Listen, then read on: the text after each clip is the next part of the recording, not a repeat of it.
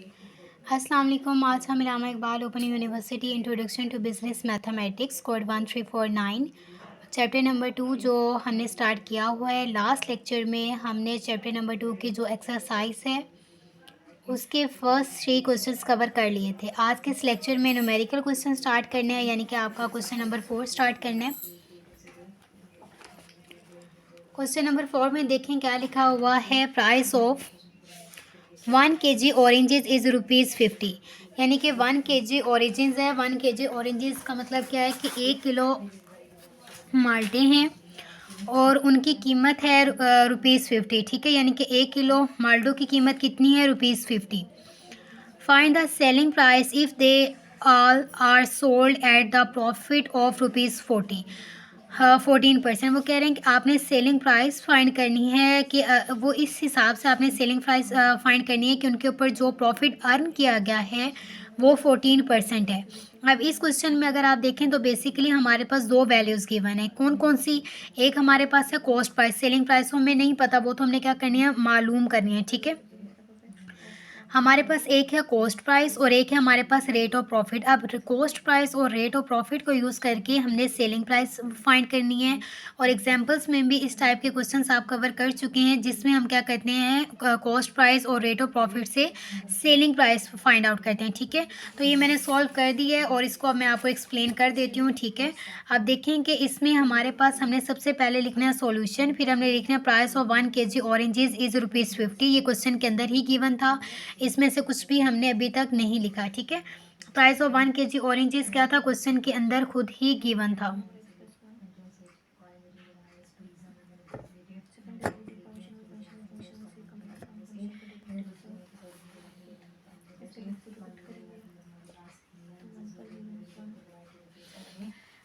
उसके बाद rate of profit भी क्वेश्चन में गिवन था और रेट ऑफ प्रॉफिट कितना था हमारे पास? 14%। और मैंने स्टार्ट से ही आपको बताया कि जब भी आपके पास रेट वगैरह है, अगर आप चाहें तो पहले उसको सिंप्लीफाई कर लें। तो यहाँ पे मैंने सिंप्लीफाई किए। अब ये 14% क्वेश्चन के अंदर गिवन था रेट ऑफ प्रॉफिट, ठीक है। ये 14 डिवाइड बाय 100 करेंगे तो हमारे पास 14 को 100 से डिवाइड कर देंगे तो हमारे पास क्या आ जाएगा? 0.14। तो बेसिकली 0.14 आपका क्या है? Rate of profit. अब 0.14 के 14% लेकर सॉल्व कर लें, 0.14 लिख लें तो एक ही बात है, ठीक है। लेकिन इससे क्वेश्चन ज़रा आसान हो जाता है, इससे बार बार डिवाइड नहीं करना पड़ता। और क्वेश्चन की रिक्वायरमेंट क्या है? क्वेश्चन की रिक्वायरमेंट है कि हमने सेलिंग प्राइस फाइंड आउट करनी है, वो आपने लिख लिया।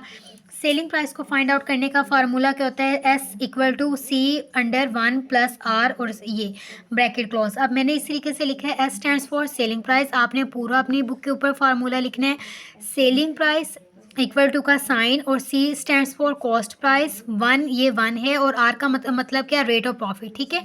तो आपने ये पूरा लिखना है। मैं अगेन बता देती हूँ, S का मतलब है सेलिंग प्राइस, C का मतलब है कॉस्ट प्राइस, R का मतलब है रेट ऑफ प्रॉफिट। अब सेलिंग प्राइस हमें पता ही नहीं है, हम वो लिख ही नहीं सकते। कॉस्ट प्राइस हमें पता है, कॉस्ट प्राइस कितनी है? ₹50, वो लिख देंगे, ब्रैकेट क्लोज कर देंगे, फार्मूला का 1 आ जाएगा, फार्मूला का प्लस आ जाएगा। और यहाँ पे जो रेट को हमने सिंप्लीफाई किया था, रेट को सिंप्लीफाई करके हमारे पास क्या आंसर आया था? 0.14, ठीक है। 0.14 हम आर की जगह पे पुट कर देंगे। फिर हमने क्या करना है? 1 प्लस ये हमने फिर हमने क्या करना है? 1 में प्लस कर देना है 0.14। जब 1 में 0.14 को हम प्लस कर देंगे तो हमारे पास आ जाएगा 1.14। अब ये इसके दरमियान कोई साइन नहीं है, तो इट्स मीन ये दोनों वैल्यूज़ आपस में क्या हो रही हैं? मल्टीप्लाई हो रही हैं। तो मल्टीप्लाई कर देंगे इसी आंसर को 50 के साथ, तो हमारे पास फाइनल आंसर आ जाएगा 57। और ये 57 हमारे पास क्या है? Selling price. कि अगर हम सेलिंग प्राइस, अगर किसी ये जो 1 kg ऑरेंजेस हैं इनकी अगर सेलिंग प्राइस कॉस्ट प्राइस 50 हो और उसकी सेलिंग प्राइस अगर 57 हो तो उसका रेट ऑफ प्रॉफिट कितना बनता है? 14। यहाँ पे आपका जो क्वेश्चन नंबर 1 है ना वो कंप्लीट हो गया। अब आप इसका स्क्रीनशॉट ले लें।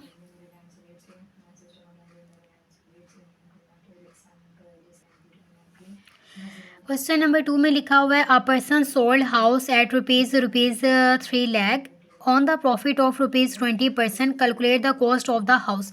यानी कि एक पर्सन है, उसने अपना घर सेल किया है 3 लाख रुपए पे और उसने उसके ऊपर जो प्रॉफिट कमाया है वो 20% है, 20% है। और हमने क्या फाइंड करनी है? कि उसकी कॉस्ट प्राइस फाइंड करनी है कि बेसिकली वो घर कितनी कीमत का था। आप ऊपर वाले क्वेश्चन पे अगर आप फोकस करें तो यहाँ पे हमारे पास कॉस्ट प्राइस थी, रेट ऑफ प्रॉफिट था, लेकिन सेलिंग प्राइस नहीं थी, तो हमने सेलिंग प्राइस फाइंड की है। अब ये क्वेश्चन सेम उसी तरीके से है, लेकिन इसमें क्या है कि इसमें सोल्ड हाउस का मतलब क्या होता है, सेलिंग प्राइस, कि सेलिंग प्राइस भी दी हुई है, रेट ऑफ प्रॉफिट भी दिया हुआ है, लेकिन इसमें उन्होंने कॉस्ट प्राइस नहीं दी हुई, तो हमने यहाँ पे कॉस्ट प्राइस फाइंड करनी है। अब फार्मूला नेक्स्ट क्वेश्चन में भी हमने यही सॉल्व करना है, क्योंकि ये जो हमारे पास बेसिक फार्मूला है ना, इससे हम सेलिंग प्राइस भी फाइंड कर सकते हैं, कॉस्ट प्राइस भी फाइंड कर सकते हैं, और अगर हमारे पास रेट ऑफ प्रॉफिट नहीं है तो वो भी हम फाइंड कर सकते हैं। तो नेक्स्ट क्वेश्चन में हमने क्या फाइंड करना है, हमने उसमें कॉस्ट प्राइस फाइंड करनी है। अब देखें कि सेलिंग प्राइस ऑफ हाउस, यानी कि जो एक घर था जिसको सेल किया गया, उसकी सेलिंग प्राइस कितनी थी, उसकी सेलिंग प्राइस थी 3 लाख रुपए। ये क्वेश्चन के अंदर खुद उन्होंने बताया हुआ है, आपको भी बताया जाएगा, ठीक है। और उसका रेट ऑफ प्रॉफिट कितना था, रेट ऑफ प्रॉफिट उसके ऊपर था 20%। और हमने पहले फर्स्ट स्टेप क्या होता है, मैंने आपको बताया कि जब भी रेट ऑफ प्रॉफिट गिवन हो तो सबसे पहले उसको क्या करना है, सिंप्लीफाई करना है। तो ये 20% है, 20% का मतलब क्या है, 20 डिवाइडेड बाई 100 लिखा हुआ है। 20 डिवाइडेड बाई 100 को जब सिंप्लीफाई करेंगे तो हमारे पास क्या आ जाएगा, 1/5। 1/5 को मज़ीद सिंप्लीफाई करेंगे तो हमारे पास क्या आ जाएगा, 0.2। तो ये हमारे पास बेसिकली रेट की क्या सिंपलेस्ट फॉर्म है, ठीक है। उसके बाद अब हमने क्या फाइंड करना है, रिक्वायरमेंट क्या है क्वेश्चन की रिक्वायरमेंट है कि हमने फाइंड करना है कॉस्ट ऑफ हाउस। तो कॉस्ट ऑफ हाउस लिख लें या आप कॉस्ट प्राइस लिख लें, एक ही बात है, ठीक है। अब फार्मूला हमने अप्लाई करना है, यहाँ पे मैंने सेलिंग प्राइस लिखा, आप सेलिंग प्राइस लिखना चाहें सेलिंग प्राइस लिख लें, एस लिखना चाहते हैं तो एस लिख लें, S equal to C under 1 plus R, ये फार्मूला आ जाएगा। S stand for selling price, C stand for cost price, 1 formula है प्लस ये भी फार्मूला का है, और आर का मतलब क्या होता है, rate of profit. Selling price पिछले क्वेश्चन में हमारे पास गिवन नहीं थी, लेकिन यहाँ पे हमारे पास गिवन है, तो यहाँ पे उसकी वैल्यू लिखेंगे। तो सेलिंग प्राइस की वैल्यू कितनी है हमारे पास क्वेश्चन में, 3 लाख, तो यहाँ पे हम 3 लाख रुपए लिख देंगे, equal to C as it is आएगा। क्यों एज इट इज़ आएगा, क्योंकि हमें सेलिंग कॉस्ट प्राइस अभी मालूम ही नहीं है। ब्रैकेट क्लोज करेंगे, फार्मूला का 1 आ जाएगा, फार्मूला का प्लस आ जाएगा, लेकिन आर नहीं लिखेंगे, क्यों, क्योंकि यहाँ पे आर का मतलब होता है रेट ऑफ प्रॉफिट, और रेट ऑफ प्रॉफिट हमारे पास क्वेश्चन में गिवन है, और उसकी वैल्यू हमारे पास 0.2, तो यहाँ पे हम लिखेंगे 0.2। अब यहाँ पे हमने क्या करना है, ये सारी वैल्यूज़ लिख के अब इसको सॉल्व करना स्टार्ट करना है। फर्स्ट स्टेप क्या होता है कि 1 में 0.2 को ऐड कर देंगे, 1 प्लस 0.2 को ऐड करेंगे तो हमारे पास आंसर आएगा 1.2। अब 1.2 को पहले हमने क्या किया था, यहाँ पे हमारे पास 50 वैल्यू थी, उसके साथ मल्टीप्लाई कर दिया था। अब हम यहाँ पे मल्टीप्लाई नहीं कर सकते, क्यों मल्टीप्लाई नहीं कर सकते, क्योंकि यहाँ पे अभी हमें वो वैल्यू ही नहीं पता कि जिससे हम ये मल्टीप्लाई करें। तो ये क्वेश्चन हम ये वाला पार्ट इधर ही छोड़ देंगे, क्योंकि ये आगे सिंप्लीफाई नहीं हो सकता। और यहाँ पे देखें तो हमारे पास है 3 लाख। अब यहाँ तक अगर आप देखें तो ना तो ये 3 लाख आगे सॉल्व हो रहा है और ना ये वैल्यूज़ आपस में सॉल्व हो रही हैं, ठीक है। तो मैथ का रूल क्या है कि अगर हम ये इसके साथ तो सॉल्व नहीं हो रहा है, लेकिन ये इस वैल्यू के साथ सॉल्व हो जाएगा, तो इसकी हमने साइड चेंज करनी है। तो 3 लाख एज इट इज़ आ जाएगा। अब ये देखें सी और 1.2 ये आपस में क्या हो रहे हैं, मल्टीप्लाई हो रहे हैं। तो मैथ का रूल, अगर हम मल्टीप्लाई वाली वैल्यू को जिस मल्टीप्लाई होने वाली वैल्यू की साइड चेंज करेंगे तो वो किस में कन्वर्ट हो जाएगा, डिवाइड में। तो ये 1.2 यहाँ पे मल्टीप्लाई हो रहा है, तो यहाँ पे आके क्या हो जाएगा, डिवाइड हो जाएगा। 3 लाख के नीचे डिवाइड हो जाएगा 1.2 और सी अपनी जगह पे रह जाएगा, ठीक है।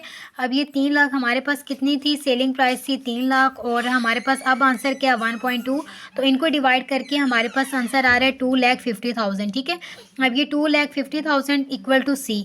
अब इसको रीअरेंज कर लेंगे। सी का मतलब हमने क्या लिया हुआ था, C stands for cost of house equal to 2,50,000 rupees, ठीक है। यानी कि वो घर जिसकी एक घर है, अब हमें पता चल गया कि एक घर है जिसकी कीमत है 2,50,000, अगर हम उसे 20% प्रॉफिट पर सेल करें तो इसका मतलब है हम उससे 3 लाख रुपए अर्न कर सकते हैं, ठीक है। अब यहाँ पे आपका क्वेश्चन नंबर 2 भी कंप्लीट हो गया है, तो इसका भी आप स्क्रीनशॉट ले लें।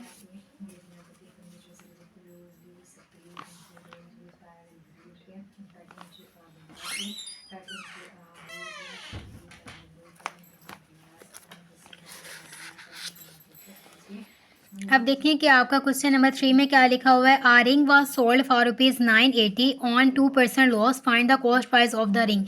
कि एक रिंग है, उसकी जो मालियत है वो उसकी जो सेलिंग प्राइस है, सोल्ड लिखा हुआ है ना, इट्स मीन सेलिंग प्राइस, ठीक है। कि एक अंगूठी है, उसकी जो सेलिंग प्राइस है वो 980 रुपीज़ है, लेकिन वो जो सेल किया गया है उसके ऊपर 2% लॉस हुआ है, ठीक है। पहले जो 2 क्वेश्चन थे वो प्रॉफिट के थे, लेकिन ये वाला जो क्वेश्चन है वो लॉस का है, ठीक है। तो इसमें फार्मूला वगैरह में भी थोड़ा सा चेंज आ जाएगा, ठीक है। कि एक रिंग है, उसकी कीमत है उसकी कीमत का हमें नहीं पता कि उसकी असल कीमत कितनी है, लेकिन जब उसे सेल किया गया तो उसको 980 रुपये का सेल किया गया है, और उसके ऊपर जो पर्सन है जिसने सेल किया है उसे 2% क्या हो गया, लॉस हो गया है। ठीक है, find the cost price of the ring, और हमने इस क्वेश्चन की रिक्वायरमेंट क्या है कि आपने उस रिंग की असल कीमत मालूम करनी है। ठीक है, अब असल कीमत हम कैसे मालूम करेंगे? असल कीमत मालूम करने का मतलब क्या है कि हमने उसकी कॉस्ट प्राइस मालूम करनी है कि बेसिकली उस चीज़ की कॉस्ट प्राइस कितनी थी। अब यहाँ पे आप सेलिंग प्राइस लिख लें या सेलिंग प्राइस ऑफ रिंग लिख लें, एक ही बात है। सेलिंग प्राइस ऑफ रिंग कितनी थी? 980 रुपीज़, ये क्वेश्चन के अंदर गिवन थी। रेट ऑफ पहले प्रॉफिट था, लेकिन यहाँ इस क्वेश्चन में क्या रेट ऑफ लॉस, तो हम लिखेंगे rate of loss equal to 2%। अब सबसे पहले हम 2% को सिंप्लीफाई करेंगे। सिंप्लीफाई करने का मतलब क्या है कि 2 डिवाइड बाई 100 करेंगे, तो 2 डिवाइड बाई 100 करने से हमारे पास आंसर आ रहा है 150। इसको मज़ीद सिंप्लीफाई करेंगे तो हमारे पास आंसर आएगा 0.02। ठीक है, अब यहाँ तक हमने क्या कर लिया कि रेट को सिंप्लीफाई किया। अब बेसिक क्वेश्चन की रिक्वायरमेंट क्या थी कि कॉस्ट हमने फाइंड करनी है कॉस्ट प्राइस ऑफ रिंग। ठीक है, रिंग की कॉस्ट प्राइस हमने मालूम करनी है। फार्मूला सेम यही यूज़ होगा। ठीक है, लेकिन अगर हम प्रॉफिट के लिए प्रॉफिट के पॉइंट ऑफ व्यू से कॉस्ट प्राइस फाइंड करेंगे तो यहाँ पे प्लस आएगा, लेकिन अगर हम लॉस के पॉइंट ऑफ व्यू से सेलिंग प्राइस कॉस्ट प्राइस है सेलिंग प्राइस फाइंड आउट करेंगे तो यहाँ पे माइनस आएगा। ठीक है, फार्मूला सेम है, लेकिन यहाँ पे थोड़ा सा चेंज आ रहा है कि प्रॉफिट के केस में आपने यहाँ पे प्लस करना है वैल्यूज़ को, और लॉस के केस में यहाँ अपने वैल्यूज़ को माइनस करना है। ठीक है, अब एस का मतलब क्या है? Selling price. सी का मतलब क्या है? Cost price. 1 फार्मूला का है, माइनस फार्मूला का है। आर का मतलब है रेट प्राइस। ठीक है, अब एस का मतलब यानी कि सेलिंग प्राइस, ये क्वेश्चन में हमारे पास गिवन है 980, तो यहाँ पे हम लिख देंगे 980 इक्वल टू सी। हमें सी प्राइस यानी कि कॉस्ट प्राइस तो मालूम ही नहीं है, तो हम यहाँ पे उसकी प्राइस अभी पुट नहीं कर सकते। फिर ब्रैकेट क्लोज 1 फार्मूला का आ जाएगा, माइनस फार्मूला का आ जाएगा, और यहाँ पे हमने रेट को, आर का मतलब क्या है? रेट। रेट हमने सिंप्लीफाई किया तो हमारे पास क्या आंसर आया था? 0.02, तो यहाँ पे हम लिख देंगे 0.02। अब हमने क्या करना है कि पहले ब्रैकेट के अंदर, मैथ का ये रूल है कि जब भी हमारे पास अगर कोई वैल्यू ब्रैकेट के अंदर है ना, तो सबसे पहले हमने ब्रैकेट के अंदर वाली वैल्यू को सॉल्व करना होता है। तो अगर इन दोनों को माइनस करते हैं ना, तो हमारे पास आंसर आ रहा है 0.98। तो यहाँ पे हमने 0.98 लिख दिया। बेसिकली हमने सी से मल्टीप्लाई करना था, लेकिन यहाँ पे हमारे पास कॉस्ट प्राइस गिवन ही नहीं है, तो ये तो आगे सॉल्व हो ही नहीं सकता। ठीक है, अब इस साइड पे देख लेते हैं, तो यहाँ पे लिखा हुआ है 980, ये भी अकेला आगे सॉल्व नहीं हो सकता। तो हम क्या कर देंगे, ये सी और 0.98 आपस में मल्टीप्लाई हो रहे हैं, तो हम 0.98 की साइड चेंज कर देंगे। तो जब ये इसकी साइड चेंज होगी, तो मैथ का रूल क्या है कि अगर कोई चीज़ मल्टीप्लाई में हो तो वो डिवाइड में कन्वर्ट हो जाती है, डिवाइड में हो तो मल्टीप्लाई में कन्वर्ट हो जाती है।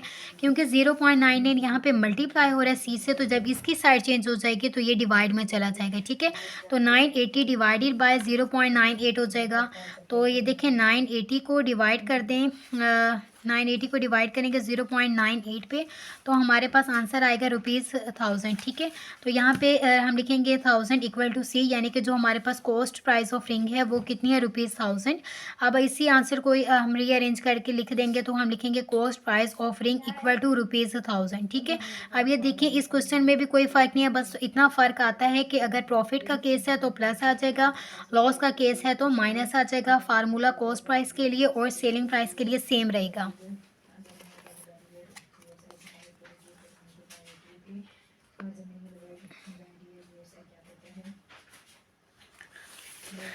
अब क्वेश्चन नंबर 1, 2 और 3 में आपका कौन सा टॉपिक कवर हुआ है? Selling price, cost price, profit और लॉस। ठीक है, अब क्वेश्चन नंबर जो आपका स्टार्ट हो रहा है, क्वेश्चन नंबर आपका 4 है। यहाँ से आपका एक नया टॉपिक स्टार्ट हो रहा है, उस नया टॉपिक है आपका डेप्रिसिएशन का। यहाँ तक था आपका सेलिंग प्राइस, कॉस्ट प्राइस, यानी कि 1 से लेकर इस तक profit and loss.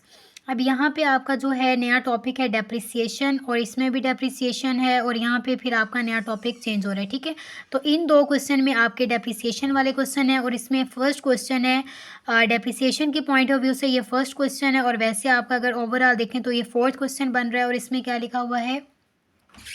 Cost of a car is ₹3,50,000 की एक कार है, उसकी असल मालियत है 3,50,000। Find the value of the car. आपने कार की कीमत मालूम करनी है। कब मालूम करनी? At the end of 2 years, कि 2 साल गुजर जाने के बाद उसकी कीमत कितनी रह जाएगी। If the depreciation rate is 7% पर APA। PA का मतलब होता है पर एनम, पर एनम का मतलब होता है हर साल, एनम कहते हैं साल को।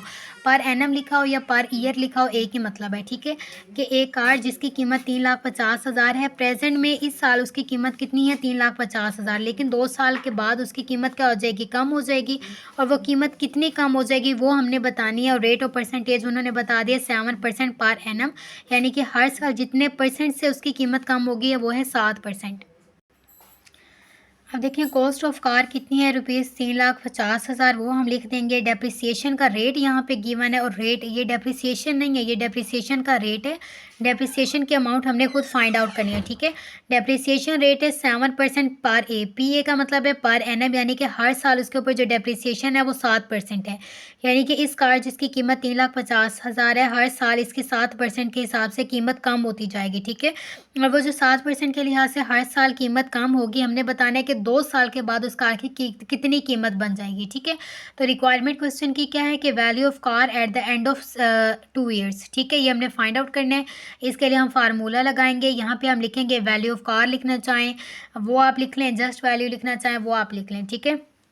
Value equal to C under 1 minus R, और ऊपर आ जाएगा एन। ये इसका फार्मूला है डेप्रिसिएशन का। अमाउंट और डेप्रिसिएशन फाइंड आउट करने के लिए आप ये वाला फार्मूला भी अप्लाई कर सकते हैं, ठीक है। ये इजी फार्मूला है। और सी स्टैंड्स फॉर क्या होता है, कॉस्ट प्राइस। कॉस्ट प्राइस कितनी है, 3,50,000, वो लिख देंगे। ब्रैकेट क्लोज हो जाएगी, 1 फार्मूला का आएगा, माइनस भी फार्मूला की वजह से आएगा, ठीक है। आर हमें नहीं पता, तो आर हमने क्या किया, यहाँ पे मैंने सिंप्लीफाई नहीं किया, तो यहाँ पे हम सिंप्लीफाई करके लिख लेंगे। ये आ गया। और जब इन दोनों को डिवाइड कर देंगे तो हमारे पास क्या आ जाएगा, 0.07, ठीक है। तो यहाँ पे हम 0.07 लिख देंगे। और यहाँ पे एन का मतलब होता है टाइम पीरियड, ठीक है। कितने टाइम पीरियड के लिए हम ये डेप्रिसिएशन की अमाउंट फाइंड आउट करना चाहते हैं वो हमने लिखनी होती है, ठीक है। इसका मतलब होता है N stands for time period. Time period हमारा कितना है, 2 साल। हम बेसिकली ये अमाउंट कितने ईयर्स के बाद की निकालना चाहते हैं, 2 साल। तो यहाँ पे हम लिख देंगे 2 ईयर्स, ठीक हो गया। अब उसके बाद 3,50,000 एज इट इज़ आ जाएगा।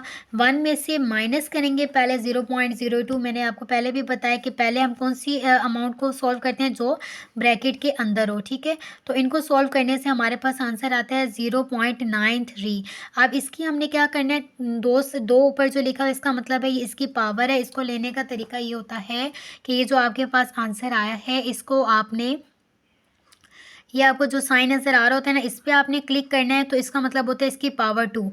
तो यहाँ पे हमारे पास पावर कितनी है, हमने लेने 2। तो यहाँ पे आपने 2 पे क्लिक करना है, फिर आपने इक्वल टू के साइन पे क्लिक करना है, तो आपके पास आंसर आ जाएगा 0.8649।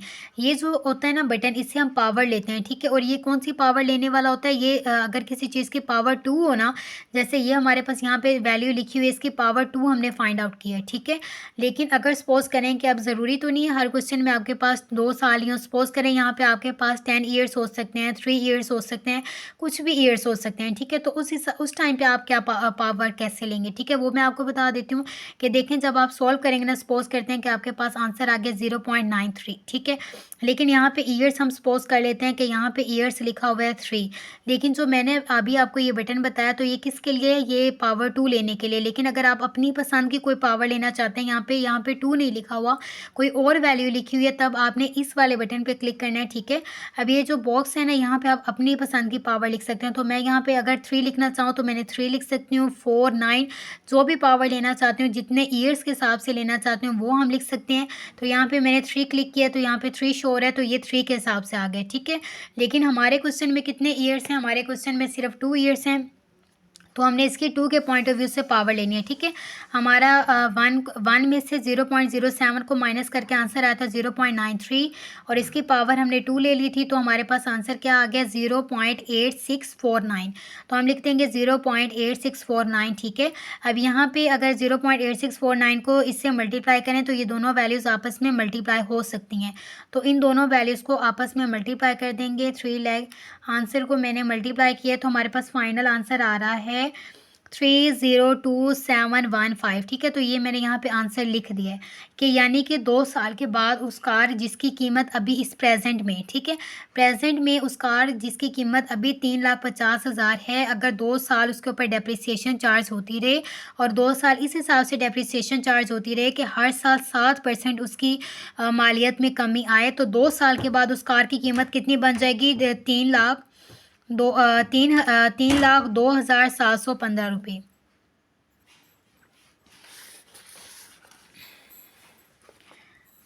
फोर्थ क्वेश्चन हो गया। फिफ्थ क्वेश्चन आपका लिखा हुआ है to convert a fix assets of cost to ₹25,000 to ₹18,250 in 5 years, calculate the annual rate of depreciation. अच्छा, अभी ये जो आपने क्वेश्चन नंबर 4 किया है ना, ये जो आपके पास 2 साल के बाद कीमत आई है ना, इसी कीमत को हम कहते हैं स्क्रैप वैल्यू। ठीक है, स्क्रैप वैल्यू कहते हैं कबाड़ी कीमत, जो 2 साल के बाद हो जाती है। जो इसकी कीमत में कमी आई है, यानी कि यहाँ से असल उसकी इस चीज़ की कीमत थी और ये उसके 2 साल के बाद हो गई है। तो अगर हम इसकी स्क्रैप वैल्यू खुद फाइंड आउट करना चाहते हैं ना, कि इसकी जो कीमत में बेसिकली कितनी कमी आई है, ठीक है, तो ये जो हमारे पास प्रेजेंट में उसकी वैल्यू है और 2 साल के बाद उसकी वैल्यू आ गई है, इनके दरमियान अगर हम डिफरेंस लेना तो 2 सालों में इस कार की कीमत में कितनी कमी आई है, 47,285। तो ये जो वैल्यू है ना 47,285, ये उसकी कीमत में कमी आई है। और उसकी कीमत में जो कमी आती है ना, इस वैल्यू का भी एक प्रॉपर नाम होता है। ठीक है, उस वैल्यू को हम कहते हैं स्क्रैप वैल्यू, कबाड़ी कीमत। ठीक है, अब सेम इसी तरीके से जो आपका क्वेश्चन नंबर 5 है ना, उसमें आपको एक उन्होंने बताई हुई है कॉस्ट प्राइस, कि उस कार की कॉस्ट प्राइस क्या है, और यहाँ पे उन्होंने उसकी स्क्रैप वैल्यू बताई हुई है। ठीक है, स्क्रैप वैल्यू कौन सी है, ये जो अभी हमने फाइंड आउट किया है, उस क्वेश्चन में नहीं था, लेकिन यहाँ पे उन्होंने आपको कॉस्ट प्राइस दी हुई है और कबाड़ी कीमत दी हुई है। ठीक है, यानी कि इस क्वेश्चन के पॉइंट ऑफ व्यू से देखें ना, तो उन्होंने आपको ये कॉस्ट प्राइस दी हुई है अगले क्वेश्चन में, और ठीक है, आपको उस क्वेश्चन में ये दोनों ये वैल्यू गिवन है, और ये जो अभी हमने आंसर में फाइंड आउट किए 47285, यानी कि स्क्रैप वैल्यू इस वैल्यू को कहा जाता है। ठीक है, जो इस वैल्यू और इस वैल्यू के दरमियान डिफरेंस आ रहा होता है, ये वैल्यू गिवन है और ये वैल्यू गिवन है। ठीक है, और अब इस क्वेश्चन में ना आपसे ये चीज़, नेक्स्ट क्वेश्चन में आपसे ये चीज़ फाइंड की जा रही है कि कौन सा ऐसा रेट है कि जिस हिसाब से कि ये वैल्यू आ रही है। ठीक है, 5 सालों के बाद फलां चीज़ जो भी उन्होंने नेक्स्ट क्वेश्चन में बताई हुई है, उसकी कीमत इतनी बन जाती है। ठीक है, अब क्वेश्चन नंबर 5 में थोड़ा सा चेंज फार्मूला यूज़ होगा, क्योंकि उसमें थोड़ी सी चेंज हमारे पास डाटा गिवन है, उस हिसाब से हमने फाइंड आउट करनी है। ठीक है, कि to convert a fix assets, कि हमारे पास कोई भी एक फिक्स एसिड है, यहाँ पे उन्होंने फिक्स एसिड का नाम मेंशन नहीं किया हुआ। फिक्स एसिड्स होते हैं हमारे डिफरेंट। ठीक है, जैसे कार हमारा फिक्स एसिड है, मशीनरी हमारा फिक्स एसिड होता है, बिल्डिंग, तो इस तरह के जो एसिड्स होते हैं ना, जिनसे हमें काफ़ी अरसे तक फ़ायदा होता रहता है। ठीक है, और वो इतनी जल्दी ख़राब भी नहीं होते, और उनके ऊपर डेप्रिसिएशन भी चार्ज होती है, तो उसे हम कहते हैं फिक्स एसिड्स। तो यहाँ पे उसका नाम नहीं बताया हुआ है कि वो किस टाइप का फिक्स एसिड है। यहाँ पे उन्होंने फिक्स एसिड का नाम बताया हुआ था कि वो जो फिक्स एसिड है ना, वो कार है, लेकिन यहाँ पे नेम नहीं बताया हुआ। ठीक है, तो यहाँ पे कोई भी हम एज्यूम कर सकते हैं। उसकी अभी कीमत है 25,000, उसकी जो कीमत है ना, कॉस्ट प्राइस है, वो 25,000 है, लेकिन उसकी जो ₹2.18,250 यहाँ पे स्क्रैप वैल्यू उन्होंने नहीं लिखा हुआ है, लेकिन आपने खुद समझ जाना है कि अगर उसकी कीमत इतनी है और ये उसकी कीमत में कमी है ना, यानी कि पहले अगर 25,000 है और अब उसकी 18,250 है, तो यानी कि ये उसकी SV है। SV का मतलब होता है ये उसकी स्क्रैप वैल्यू है। ठीक है, अब 5 सालों के बाद उसकी ये कीमत बनी है, लेकिन हमें रेट नहीं पता, और हमने बताना है एनुअल रेट ऑफ डेप्रिसिएशन, यानी कि क्वेश्चन की रिक्वायरमेंट क्या है, calculate the annual rate of depreciation, यानी कि आपने annual rate of depreciation find करना है। अब cost price of car ₹25,000 question में गिवन है, स्क्रैप वैल्यू भी क्वेश्चन में गिवन है। ठीक है, स्क्रैप वैल्यू हमारे पास क्या 18,250 क्वेश्चन में गिवन है। नंबर ऑफ ईयर्स उन्होंने कितने कहे हैं, नंबर ऑफ ईयर्स हैं हमारे पास 5 ईयर्स। ठीक है, ये भी क्वेश्चन में गिवन है, और क्वेश्चन की रिक्वायरमेंट क्या है, एनुअल रेट ऑफ डेप्रिसिएशन, यानी कि आपने डेप्रिसिएशन का एनुअल रेट फाइंड आउट करना है। अब सबसे पहले रेट फाइंड आउट करने के लिए हमें डेप्रिसिएशन फाइंड करनी पड़ेगी कि बेसिकली कितनी अमाउंट से डेप्रिसिएशन होती रही है। First we need to find depreciation.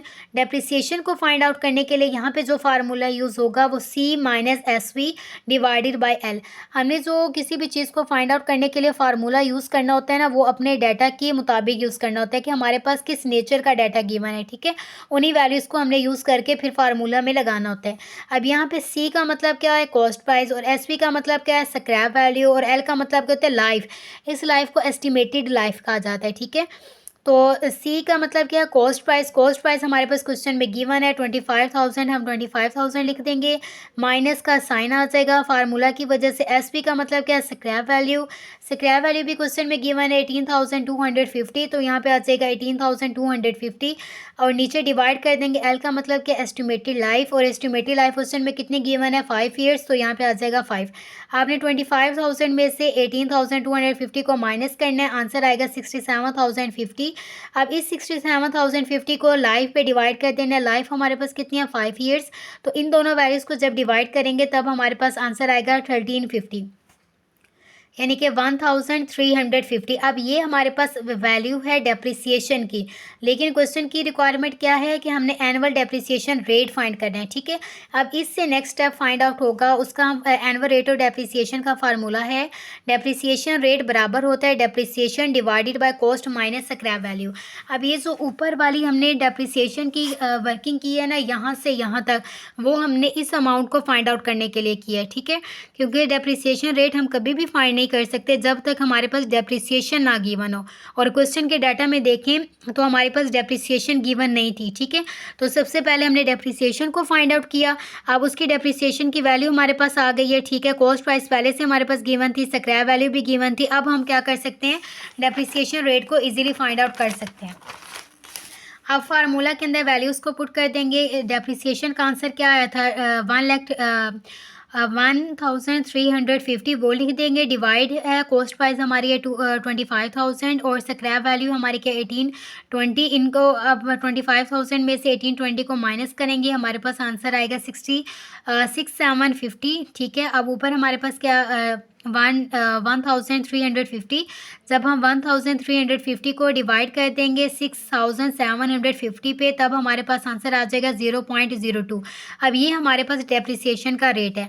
अगर आप अपने डेप्रिसिएशन के रेट को 0.02 तक रिप्रेजेंट करना चाहते हैं तो ये आंसर भी ठीक है, लेकिन अगर आप इसको मज़ीद अच्छी तरह रिप्रेजेंट करना चाहते हैं तो परसेंटेज का मतलब क्या है कि ये आपस में मल्टीप्लाई हो जाएगा। तो 0.02 को आप मल्टीप्लाई कर दें 100 से, तब आपके पास आ जाएगा 20%। तो बेशक आप इस परसेंटेज तक आंसर को कंप्लीट करना चाहें वहाँ तक कर लें, यहाँ तक अगर करेंगे तभी आपका ठीक है आंसर, ठीक है। और अगर आप इसको मज़ीद आगे करना चाहते हैं तो आप इसको 100 से मल्टीप्लाई करेंगे परसेंटेज के साइन की वजह से। जब आप इन दोनों वैल्यूज़ को मल्टीप्लाई करेंगे तो आपके पास आंसर आ जाएगा 20%। तो यहाँ पर आपका जो क्वेश्चन नंबर 5 है ना वो भी कम्प्लीट हो गया। क्वेश्चन नंबर 5 आपका क्या था, डेप्रिसिएशन का, और डेप्रिसिएशन का क्वेश्चन किस पॉइंट ऑफ व्यू से था कि आपने rate of depreciation find out करना है।